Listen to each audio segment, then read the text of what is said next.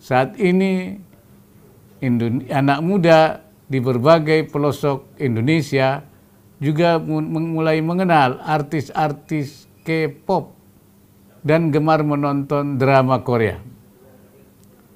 Ketertarikan warga Indonesia terhadap Korea juga telah mendorong meningkatnya wisatawan Indonesia ke Korea.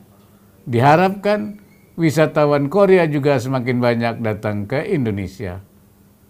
Maraknya budaya K-pop diharapkan juga dapat menginspirasi munculnya kreativitas anak muda Indonesia dalam berkreasi dan mengenalkan keragaman budaya Indonesia ke luar negeri.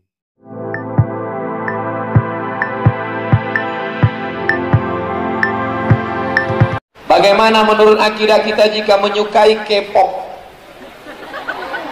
Walau hanya sekedar suka saja. Ada seorang bapak koma. Tahu koma? Koma itu sikit lagi titik. Di ruang ICU. Tahu arti ICU? ICU, you don't see me. Ambo mencari waang tidak bisa mencari ambo. Dia sudah koma. Titit, titit, titit, koma. Sikit lagi tit. Sudah mau mati. Kata dokter Cipto Mangunkusumo, bawa pulang ke rumah karena sudah tak lama lagi mati. Akhirnya pas mau dibawa pulang ke rumah, tiba-tiba dia terbangun, sehat, sadar. Dokter heran, ditanya, kamu tadi pingsan, koma? Iya. Kenapa tiba-tiba bangun? Apa yang kau lihat? Ketika aku sedang koma tadi, tiba-tiba ada orang yang datang kepadaku dan bertanya, kapan tablik akbar? Siapa yang datang? Ustaz Somad. Dan dia jumpa saya langsung, mengaku katanya waktu dia koma itu Ustaz Somad datang bertanya, kapan tablik akbar? Akhirnya dia terkejut, dia terbangun dan dia buat tim pengajian tablik akbar. Lama saya berpikir, kok bisa saya datang waktu dia koma? Saya tanya, Bapak selalu dengar ceramah saya? Selalu. Habis 4 giga untuk Ustaz aja. Bapak kalau mau tidur nengok apa? Ceramah Ustaz. Kalau pagi nengok apa? Ceramah Ustaz. Di kantor nengok apa? Ceramah Ustaz. Baru saya paham, apa yang paling sering kita tengok, itulah yang akan datang waktu kita koma dan sakaratul. Udah paham jawabannya? Nangkap? Anak ini putri cerdas. Apa maksud ceramah Ustaz? Kalau kau sering suka K-pop, nanti waktu kau koma, K-pop itulah datang. Kalau kau suka nonton Bollywood India, nanti waktu koma, datang Amitabh Bachchan sama Sanjay Dutt.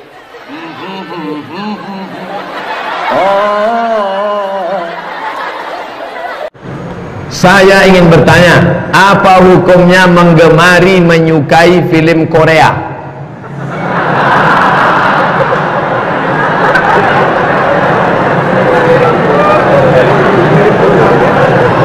Orang Korea ini kafir, tak bersunat, tak mandi wajib, berzina kerjanya.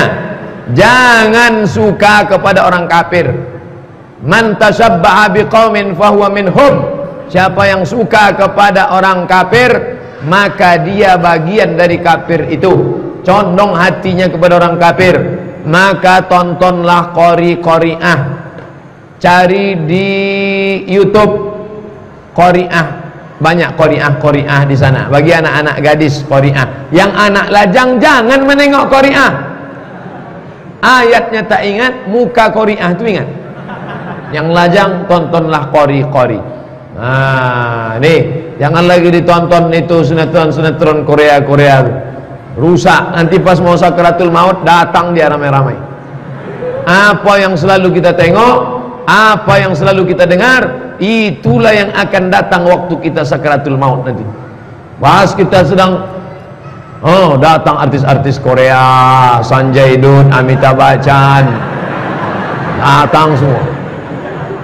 Datang orang membisikkan ke telinga sebelah kanan, la ilaha illallah.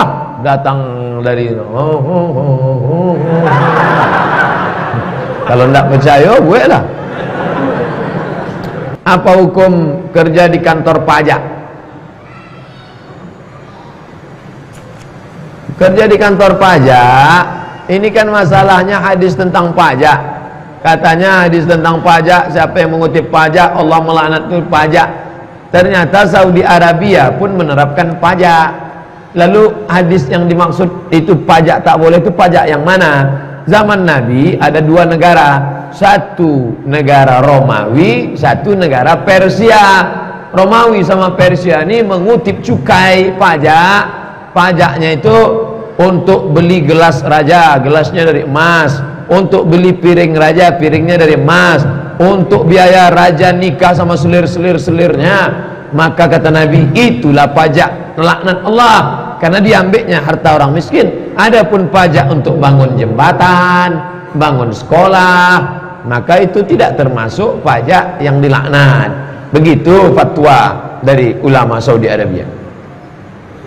Sebelum menikah, istri saya baik betul dengan ibu saya. Setelah menikah, istri saya selalu bermuka masam. Jadi bagaimana cara mendamaikannya Pak Ustaz? Iya, kamu udah dapatnya. Dia dulu kan pakai muka baik, belum dapatnya anak ibu tuh. Baik-baik ibu, kata dia. Udah dapatnya anak ibu tuh, dadah, kata dia. Perempuan, aku adalah milik suamiku dan suamiku adalah milik ibunya. Bukan hadis Nabi, dapat dari grup WA. Aku adalah milik suamiku dan suamiku adalah milik ibunya. Maka anak perempuan mesti paham itu. Laki-laki punya istri perempuan, punya emak perempuan juga mesti paham itu. Maka mesti, kalau tidak, oh kacau lah, macam Tom and Jerry kita dia. Saya tidak bertanya, tapi saya minta doa sama Pak Ustaz. Toko saya di depan masjid. Nanti kita doa. Di akhir majelis kita berdoa supaya dibukakan Allah pintu rezeki. Yang belum punya anak dapat anak, yang belum menikah supaya nikah, yang sudah nikah supaya bisa nikah sekali lagi.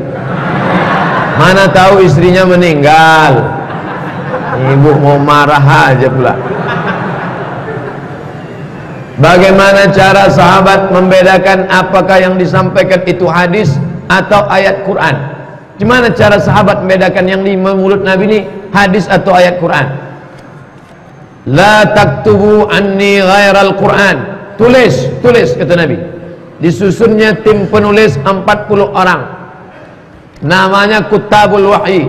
Asal turun wahyu, tulis. La taktubu anni ghairal Quran. Selain Quran jangan tulis. Yang Quran ditulis, yang hadis dihafal. Gitu cara membedakannya. Tulis. Itu ayat Quran tuh. Jangan tulis kata Nabi. La taktubu anni ghairal Quran. Wa man kataba anni ghairal Quran falyamhuh. Siapa yang menulis, hapus. Tapi ada beberapa sahabat dikecualikan boleh menulis. Di antaranya Abdullah bin Amr bin Aus. Ya Rasulullah, ya. Boleh tak ku tulis hadis? Wallahi kata Nabi, ma kharaja minhu illa haq. Yang keluar dari sini hak, tulislah. Ada pula Nabi menyuruh tulis, namanya Abu Syah. Abu Syah ini orang Yaman. Datang dia ke Makkah.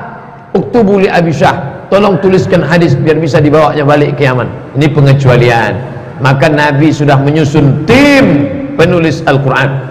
Di antaranya adalah Zaid bin Thabit. 4 khulafa arba'ah itu penulis semuanya. Abu Bakar, Umar, Utsman, Ali.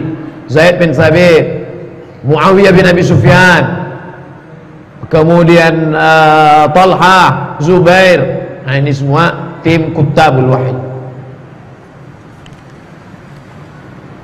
Pak Ustaz, apa ada amalan doa untuk memiliki keturunan? Solat tahajud malam, di sujud terakhir minta kepada Allah Subhanahu wa taala. Mintanya jangan di mulut, dalam hati. Karena kalau sampai di mulut batal, dalam hati. Kalau di mulut pakai bahasa Arab tak apa-apa. Kalau bahasa tolong aku, batal. Nah, minta kepada Allah Subhanahu wa taala. Sulitkah bagi Allah? Mudah. Innama amruhu iza arada syai'an ayyakula lahu kun fayakun. Allah cuma mau menengok engkau meneteskan air mata di tengah malam. Rabbi habli minas salihin. Rabbi habli minas salihin. Nabi Ibrahim alaihissalam menikah dengan Sarah, tak punya anak. Akhirnya dia buka cabang franchise. Menikah dengan Hajar, setelah menikah sama Hajar berdoa lagi, lahirlah anak Ismail. Setelah Ismail umur 13 tahun umur Ismail, hamil Sarah. Yang kata orang sudah mandul, sudah tua, tak mungkin punya anak, bisa pula Sarah hamil. Jarak umur Ismail sama Ishak 13 tahun. Apa yang tidak bisa bagi Allah? Allah cuma ingin menunjukkan bagaimana lembutnya hati Sarah, bagaimana baiknya Allah mau memberi balas kebaikannya. Jadi kalau gitu, paham? Ya, itulah dia jawab. Menyampaikan titipan pertanyaan dari saudara saya, apa hukumnya minum susu kuda liar?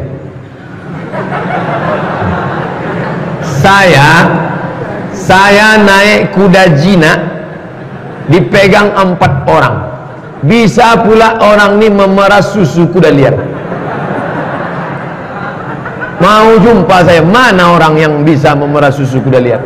Sedangkan kuda jinak mau pecah kepala orang disipaknya. Pergilah ke danau buatan, jumpai Pak Al-Makmur, tengok macam mana kuda. Itu kuda jinak itu. Ini kuda liar. Tak ada itu. Kambing punya susu, kuda liar punya nama.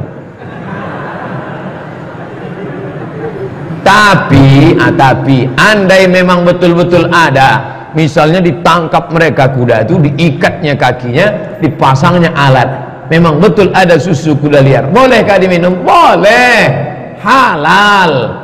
Kuda halal. Ustaz pernah makan daging kuda? Ya, sate kuda saya makan. Habis makan aku mau menyipak aja. Sate kuda, kuda halal, boleh dimakan. Semoga Ustaz dalam lindungan Allah, amin. Saya dulu pernah dengar kalau orang tak terkena riba yaitu OB satpam di bank. Akan tetapi saya juga pernah dengar bahwa sesuatu yang berasal dari haram maka hasilnya yang haram. La'anallahu akilar riba, Allah melaknat orang yang makan riba.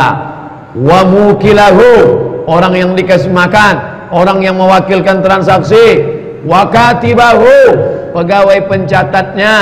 Wa syahidaihi, 2 orang yang jadi saksinya. Kulhum sawa, semuanya sama. Yang tak kena, ibu buka restoran Minang Maimbau, makan siko, Maimbau.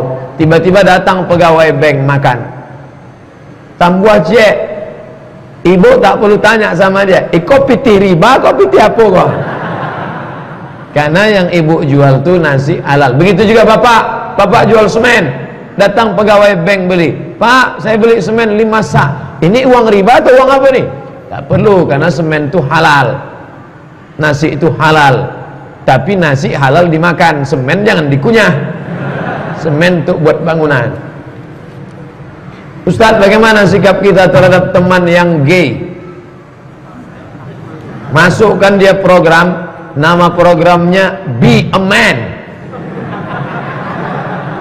Di Pekanbaru belum ada lagi, tapi perlu dibuat. Melihat dari pertanyaan ini nampaknya udah ada gelagat-gelagat. Be a man, jadilah kau laki-laki yang perkasa, yang melambai-lambai. Ustaz, bisa potong gak? Ada yang ngajak saya foto kemarin. Be a man, jadilah kau laki-laki yang perkasa. Dia harus diobati, dia bisa sempurna, bisa dia sehat balik. Banyak yang sudah mengaku, ada yang WA ke saya ini dulu gay Pak Ustaz, tapi setelah saya latihan saya bisa sehat lagi sempurna. Bisa, siapa bilang tak bisa?